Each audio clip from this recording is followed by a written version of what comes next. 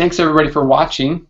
Today we have a very special guest with us, Brad Lomenick. He's the president of Catalyst, which most of you are probably familiar with, but I will let him tell us about it. And he is the author of the new book, The Catalyst Leader, 8 Essentials for Becoming a Changemaker, which is a fantastic book, which I really, really enjoyed, and it pulls together a lot of really fantastic leadership principles into one spot, and it does so also in the context of lots of really helpful stories and examples from leaders of our generation, which Brad has been interacting with for well over a decade. So it is a fantastic book. I highly recommend it. Brad, thanks for being with us. Thank you, Matt. Thanks for the kind words about the book, and yeah, it's great to be with you. Great. Well, Brad, tell us first of all a little bit. Tell us what Catalyst is and what you do for Catalyst.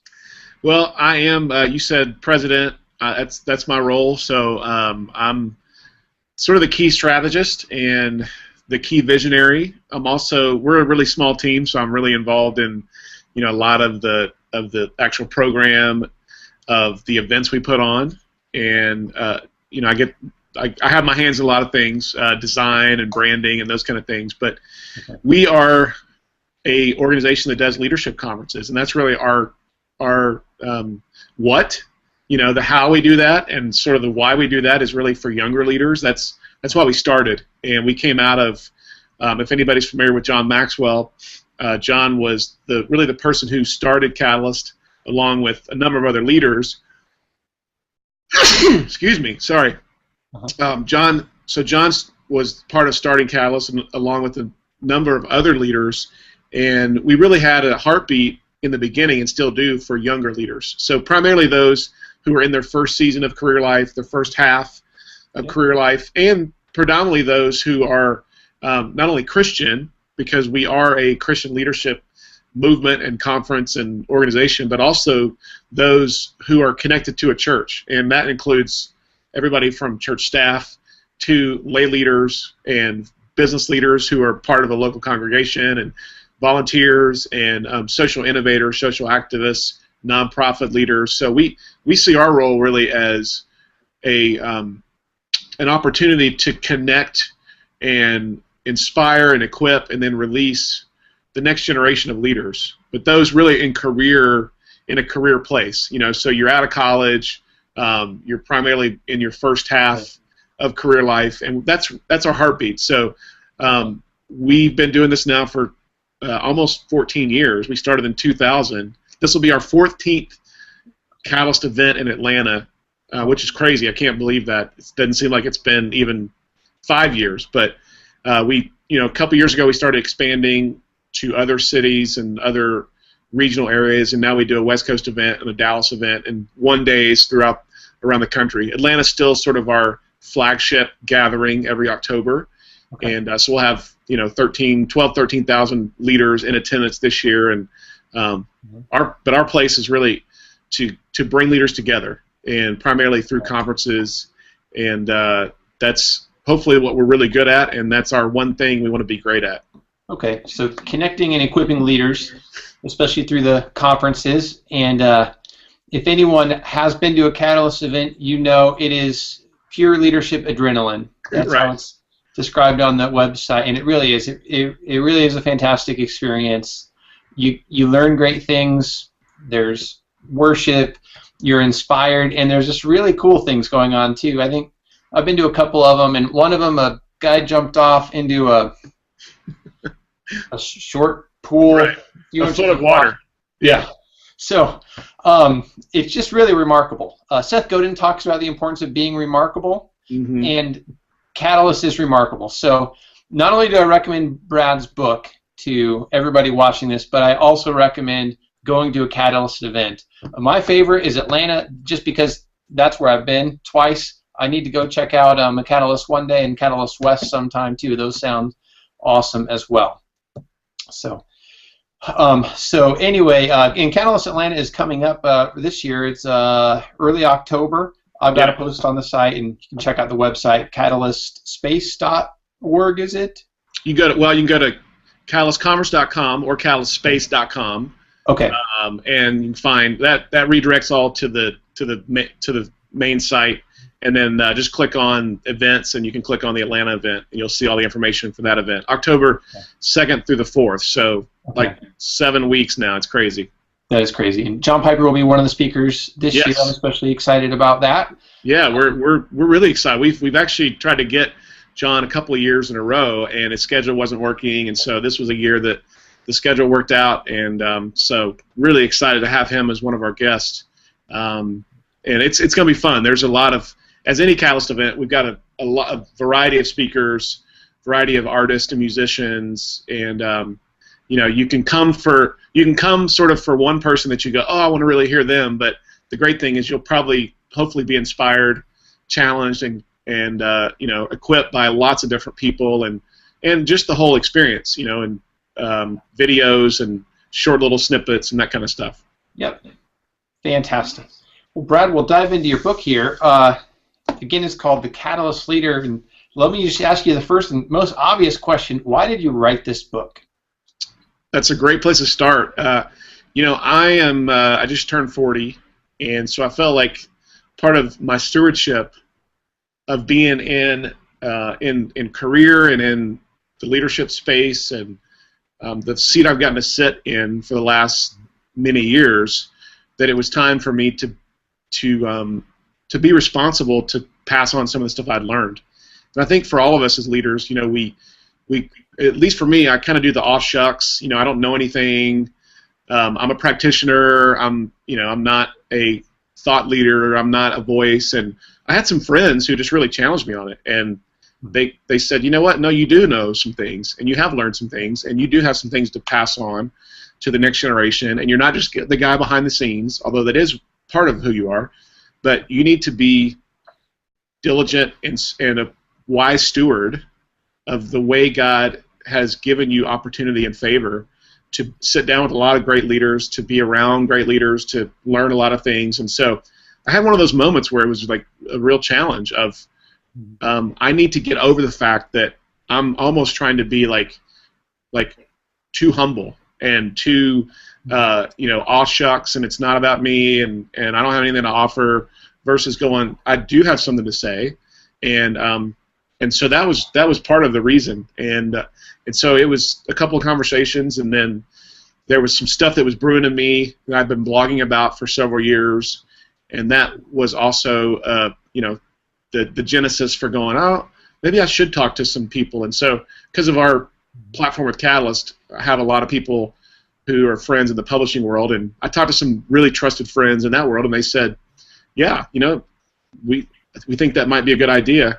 And so those were all the reasons. The real reason for me, ultimately, though, was because I'm looking around and I'm seeing a lot of my peers, both those my age and those younger than me, who are starting out on the rocket ride, and they're passionate, and they feel a great sense of optimism and hope for the future, and they feel like they can go change the world, and they're starting in these new organizations, and they're having a lot of influence early in life. And the hard part is, I think especially now for our generation, is that because we're starting so young, we're now coming up against these roadblocks of our leadership that we just don't know anything. Like we're looking around going, please somebody equip me, because we're having moral failures, marriages are crashing and burning, families are crashing and burning. You got these organizations that are doing this, but at the same time the teams look at their leader and go, I can't stand working for you, and you're not a good leader. And not that that's any different than any other generation, but I think it's more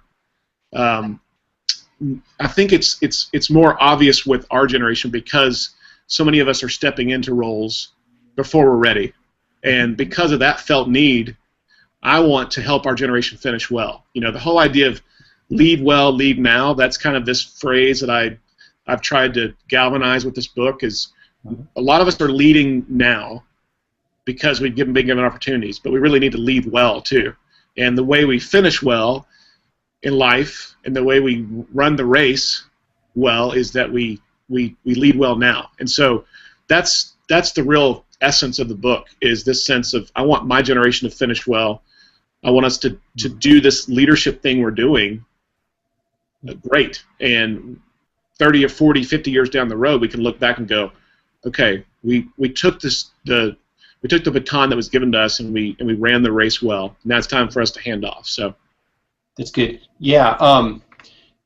Leading now and leading well seems like one of the key themes throughout the book, and we're having to lead a lot earlier than in prior generations, and that just brings into bold relief the fact that we're not very well equipped, or not as equipped as we would be maybe if we had started leading maybe later in life, like in past generations.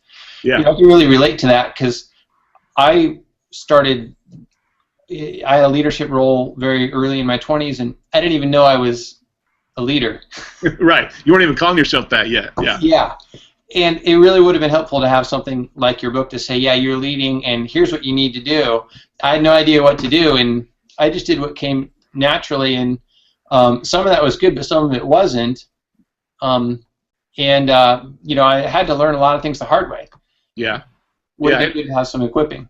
Yeah, and the other thing is I feel like the next generation behind us, or behind me, really those in their 20s, I call them the called but not equipped.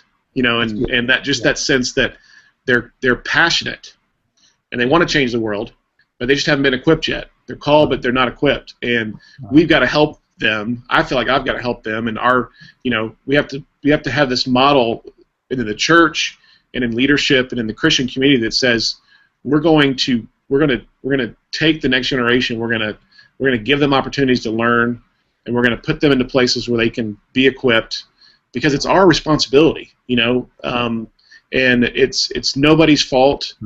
It's not any generation's fault, but it is our responsibility to hand it off and to again steward what we've been given. And a lot of us who are now 30 to 55 are the ones that we've been given the reins. Like it's our turn, and so I have a passion for again my friends. My friends who are in the business world and in the nonprofit world and the church world and across all industries that are now stepping into these places of presidents and CEOs and executive directors and managing partners, and to go, man, we got to go do this well. And we can't just look around and go, well, our parents didn't hand it off well to us, or my boss didn't hand it well off to us.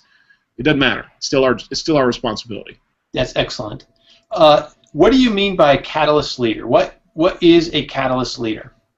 Well, the catalyst leader is what the subtitle says, in the sense that the 8 essentials for becoming a change maker. So I would say a catalyst leader is a change maker, and the 8 essentials are really what makes up a change maker. Now here's what those 8 essentials aren't. They aren't the only things that are ultimately essential for a leader. I would be naive to say, well, there's only 8, and if you do these 8, then that's it. No, there's lots of other characteristics and traits and essentials that are imperative for a leader. We just tried to create 8 that would make it easier to actually absorb the content and go, okay, I can get my hands around that many, and to choose those 8 in a way that they're sort of the larger bucket that a lot of other things can come under. The catalyst leader, and especially change maker. I think change maker is this new term, and I'm seeing it a lot in the culture in general. Mm-hmm. Is you're seeing that term used more for leaders, and it's a little bit more of it's an attractive term. It's an attractive phrase in the sense of people go, oh yeah, change maker, I like that. And unfortunately, leadership has in some ways become this negative connotation, because we've lost a lot of trust. We've lost a lot of that sense of that we truly see leaders around us and we go, oh, I want to be like them someday. And that's in every, it's in sports, it's in politics, it's in business. And so nowadays, leadership, especially for a younger 20-something, I think there's that sense of, oh, really? Like, I don't know if I want to go to a leadership conference. And I don't know if I want to, I'm not sure I'm interested in this leadership thing. But change maker and catalyst leader have a little bit more of, I think, a positive connection to people, a little bit more attractive. Yeah, that's helpful because when I think back to when I first started in a leadership position and didn't know I was a leader, um, leadership did kind of have this stigma with me, or learning about leadership. Oh, well, that's about going off and like jumping out of trees and letting the other person catch you to build and doing this, Right. kind of weird hokey stuff, and that was just a misunderstanding and Yeah. some things I had absorbed, I think, wrongly from the culture. Can you talk a Yeah. little bit more about where you think this kind of stigma about leadership came from? Because I still see this in the church, this resistance to, oh, don't learn about leadership, learn about spirituality. Where's this coming from? Well, I think we've watched again a generation that is not, it's not a fault, but we've watched a generation grow up around us, in the church and in culture in general, where leadership sometimes meant that it was about me, and it was all about me and my own thing, and you come get on board and follow me and help me build my empire, and that will look like what leadership is. And so I think we've lost a little bit of, again, the authenticity of that word, or at least the sense that it's credible, because a new generation says it's not about me. I don't want it to be about me. And in fact, if it's about you, I don't want to work with you. Like, I'll come work my guts out for a vision that is bigger than all of us. Yeah. But if you're asking me to come work on your vision and to build your platform and to build your kingdom, I'm out. And that's a generational thing that. So the natural response is automatically, I'm not sure I want to be part of that, and along with that sense of, again, the idea that, well, if it's about me building my thing, these days, I'm going to keep my distance, and so that's a big part of it to me. And I think the other thing is, again, we've lost the I think the hero essence in some ways of leaders around us, because we just have a natural cynicism these days towards anybody who's in power, and the default is now, well, I probably shouldn't trust them because they have more influence, and especially in again, entertainment, sports, politics, education, all the different areas of culture. Our tendency is to automatically just not trust them because they're in charge, versus going, no, I do trust you because you're in charge. And so all that combined is created a little bit of a natural shying away from another leadership thing. I'm leery of that. And what's happening, I think, with younger leaders is they will show up again and be part of something that looks like a conference and looks like leadership and it looks like instruction and it looks like equipping them to be better, but you have to position it in a little bit of a different way, where it's this bigger movement. It's about this broader vision. It's about the community. It's about others getting transformed along with them. So just a slight shift. And even when you look at churches, I think you're seeing this, where the churches who are attracting younger leaders are the ones that there's the sense that, man, when you ask, like, what's the vision here and how are we moving forward and what are we accomplishing, it's something significant. Like, it's bigger than all of them, versus, again, we're trying to build so-and-so's name, and we're trying to, and I think that's a kingdom thing. Like, at the end of the day, the ultimate movement builder was Jesus, and still is. And if you look at that model, like, what was his leadership paradigm, and what was his leadership mentality, and what was his leadership structure? Well, it was all about others. Like, it was all about that sense that it's about somebody else, and it's not about me, and I'm pushing all that away from me. So I think we're moving back, even in some ways, to a Jesus model. That, again, we didn't get away from it. It's not like we moved to something significantly different, but I feel like we're moving back to something that's really appropriate. Yep, that's good. Yep. In chapter 1, you talk about the importance of knowing our calling. Can you tell us why it's so important for a leader to know their calling? Yeah, it's crucial. I mean, again, I believe that God has wired each of us with a very clear sense of design and purpose and DNA that ties into vocation. And there's two callings in life. I think there's the salvation calling, which is a calling to Christ. Then there's the second calling, which is a calling to vocation, and that's the calling that sometimes I feel like we've taken that and we've misconstrued it a little bit in the church, because we've always said, well, or the assumption was, if I'm a pastor, if I'm a missionary, if I'm a ministry leader, then I'm called. If I'm a business person, or if I'm in the marketplace, or if I'm in the entertainment industry, or I'm a lawyer, then I'm not really called. I just kind of ended up there.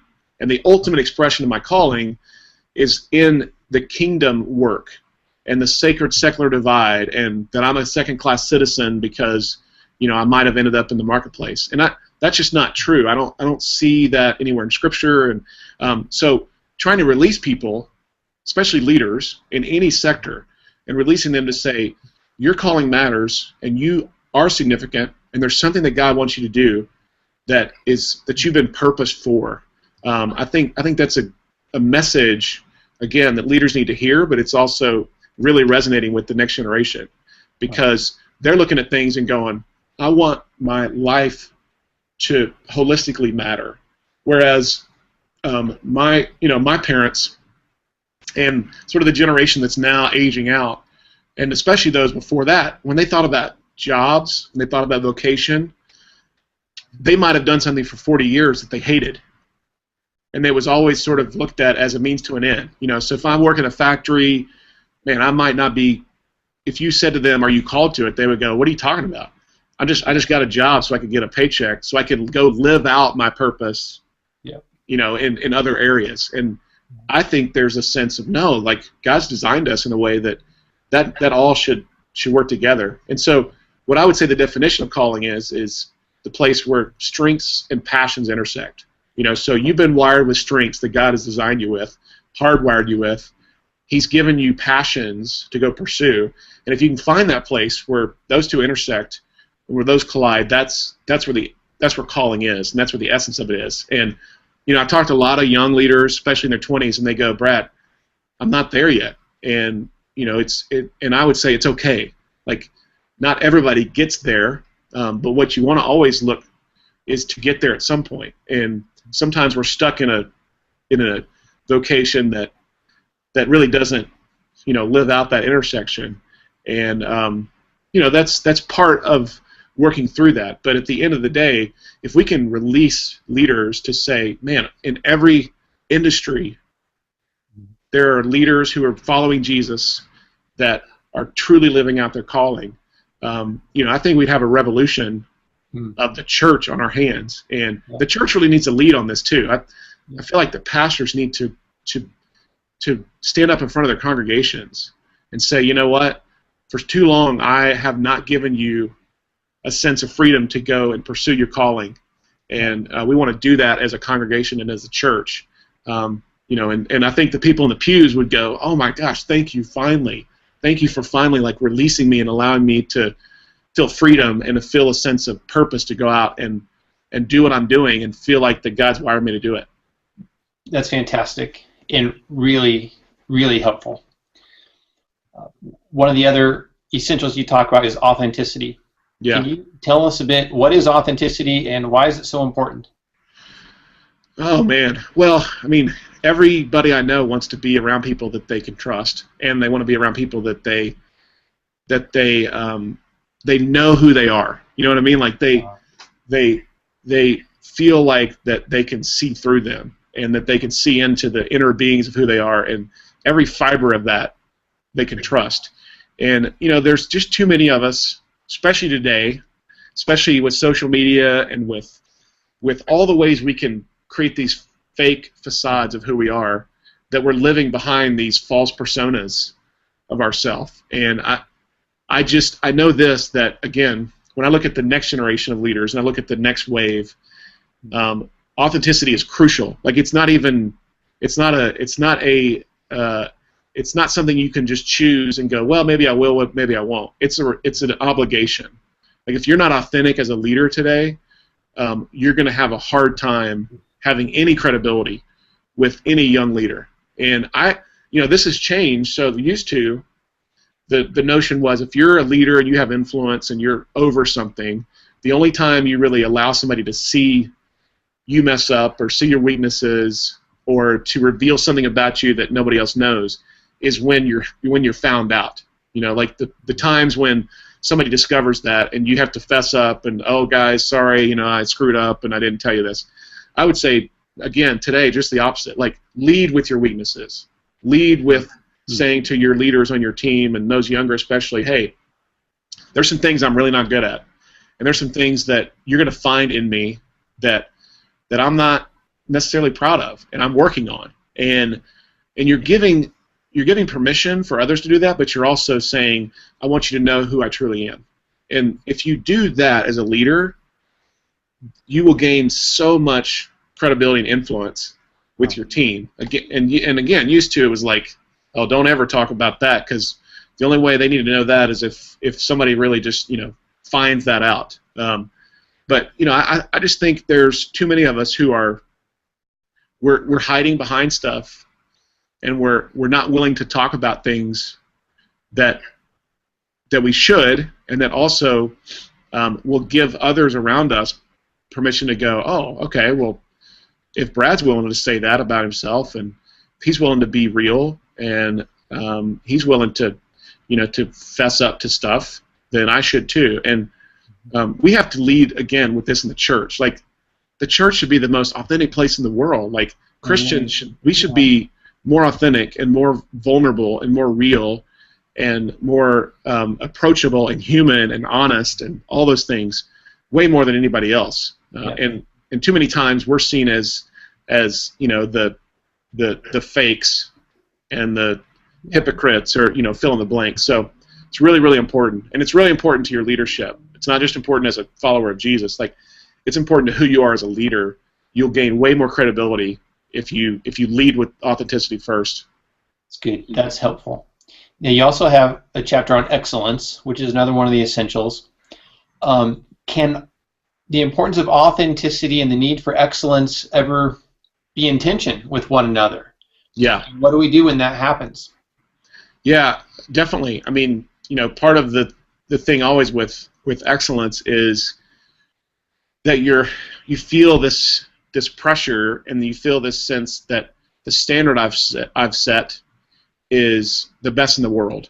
And that's really where I start, in terms of when I start thinking about being capable and being someone who's excellent and being someone who does things well, is that you set the standard and you've said, this is our goal. Like, we want to be the best in the world at what we do. Now, when you start coming against the tension of the pressures of that and the responsibility of that, many times you might fall short. And so then the authenticity of, well, how are we going to actually deliver on this, this standard of excellence, even though we've got way less budget and we've got time crunch, and we don't have enough people to get this done, and how are we actually going to make that happen? And, every time that occurs, you have to wrestle with that. You got to figure it out, and you got to make the right decisions. But I think what we have to start with is we want to be real, we want to be honest, we want to be true to who we are, and with this standard that says every time we possibly can, we're going to shoot for being the best, and we're going to shoot for a standard that scares us to death. And I know for us, like at Catalyst, we're not smart enough, we're not creative enough, we're not intelligent enough, we don't have enough experience at the end of the day to really hit the standard that we've set for ourselves. But what we said early on was we said we are going to put something out there that's going to scare the socks off of us, and we want that pressure, we want that sense of we got to work our guts out to hit the standard from a design perspective, or from a production perspective, or from the way that we create an experience perspective.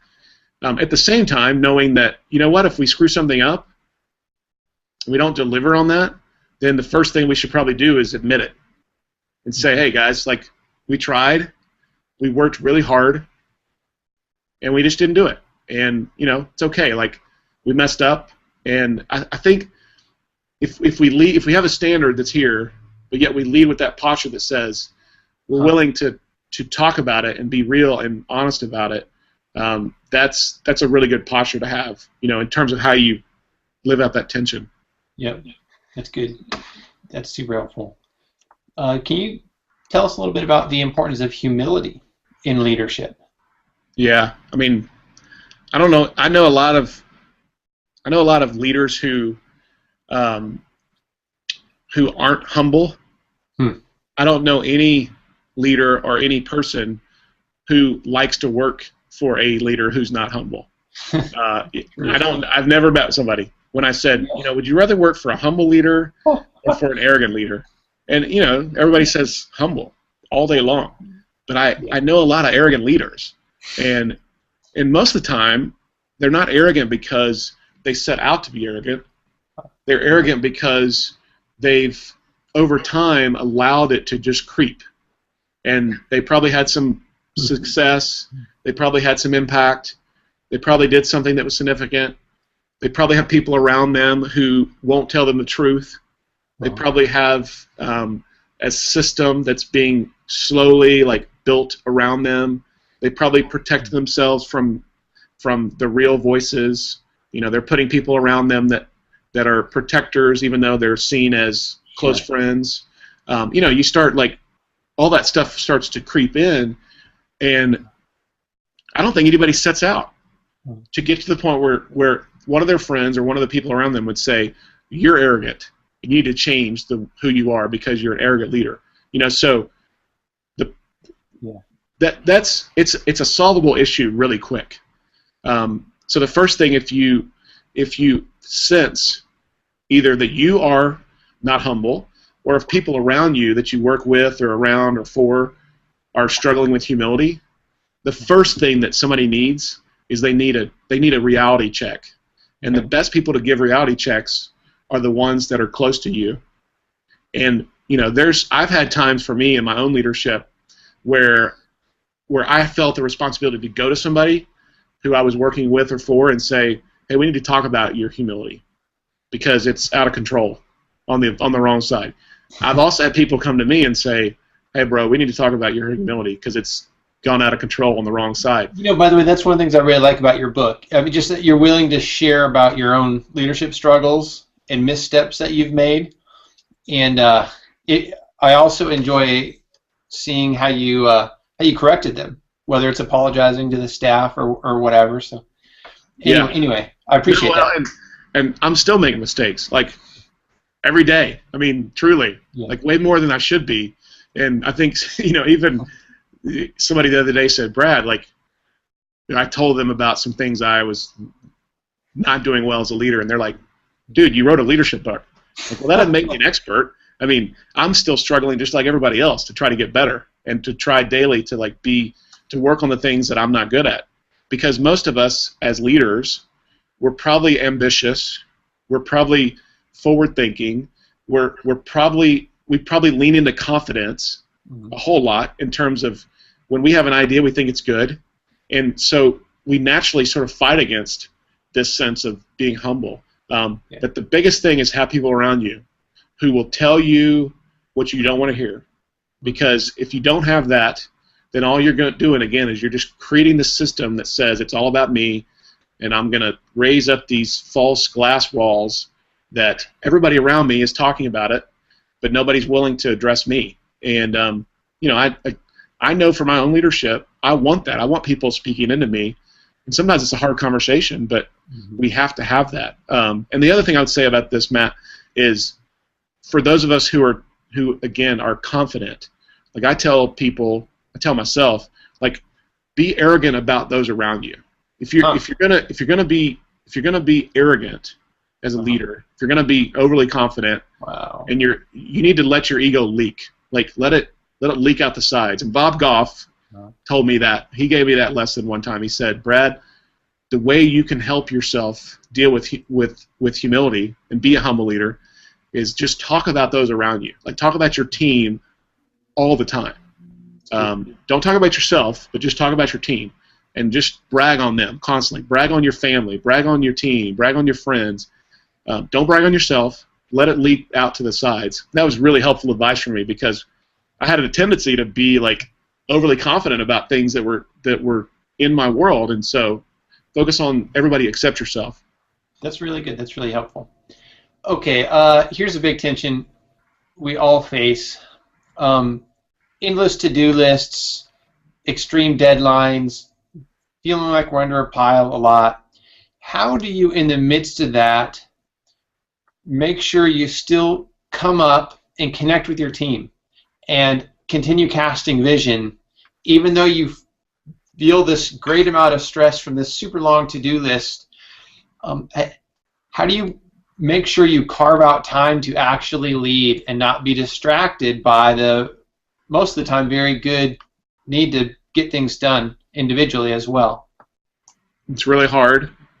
I think that's the first thing, is we all have to realize that that's one of the greatest tensions of leadership, is that, you know, how much do you build into others, develop others, and inspire, cast vision, and manage, versus saying, I got a to-do list and it's really long and I got to get stuff done, and that's a balancing act. You know, I think one of the things that helps with that is, at least for us at Catalyst, our team, we like to do life together, and that's not true for every organization. I understand that, but I think if you can create that kind of environment where you're actually friends with people, and you like doing life with them, and there's not this sense of I have to be intentional today to go ask Betty about her daughter, because I know that's what a leader does. No, I'm asking Betty about her daughter because I really care,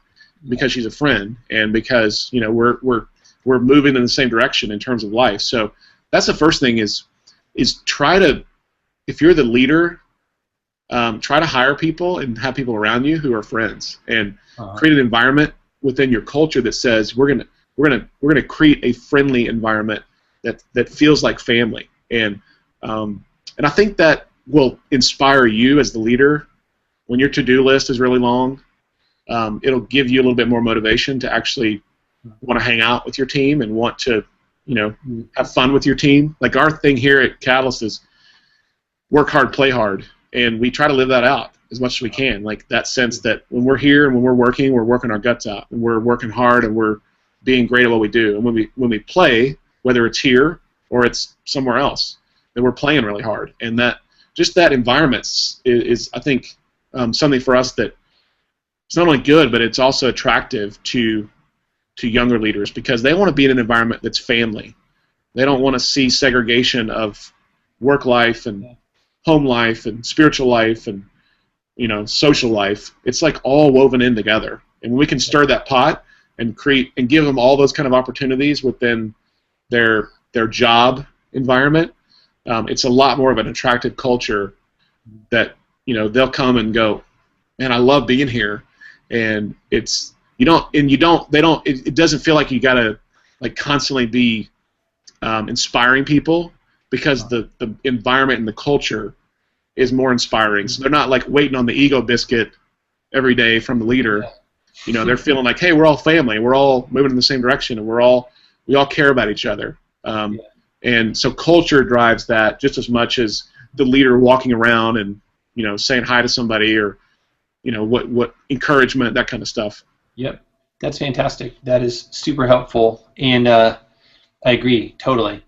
I see our time is winding down, so let me ask one final question for you, and then this is my first time ever doing a Google Hangout thing. I'm going to end the broadcast after you answer this question, and then I just have a couple other questions to ask you. So don't hang up after. Okay. So here's the final question. If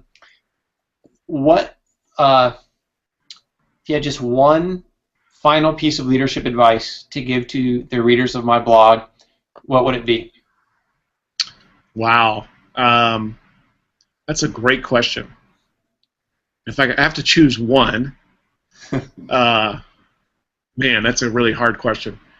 I would say this. I would say, leadership is important, and there's all these tricks, and there's tools, and there's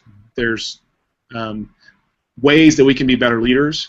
But so much of who you are as a leader and the attractiveness of people wanting to follow you is built out of your own personal relationship with Christ, and that's what it has to go back to. And again, we do conferences and we do leadership stuff, and we want to inspire great leaders and change makers and catalysts, folks who are like making a difference and leaving a mark. But if we don't start here, and we don't start with our own personal relationship with Jesus and looking at that as the ultimate first step and the core, then all the other stuff doesn't matter. And it's like if you simplify everything back to the best way you're going to lead is internally first, and you got to lead yourself. That's the thing that for leaders so many times we forget about, is that if you don't lead yourself first, then you can't really effectively lead anybody else. And leading yourself starts with your spiritual life, and it starts with following Jesus and your relationship with God, and that's where everything flows out of. So nothing else. If you don't remember anything else, know that it starts internally, and it starts with you. So that's fantastic. Thank you so much, Brad. Absolutely. Thanks for your time. Thanks for writing the book. And again, it's The Catalyst Leader. So go check it out, and I'll also link to it in the post. So thanks for watching, and I'll talk to everyone later.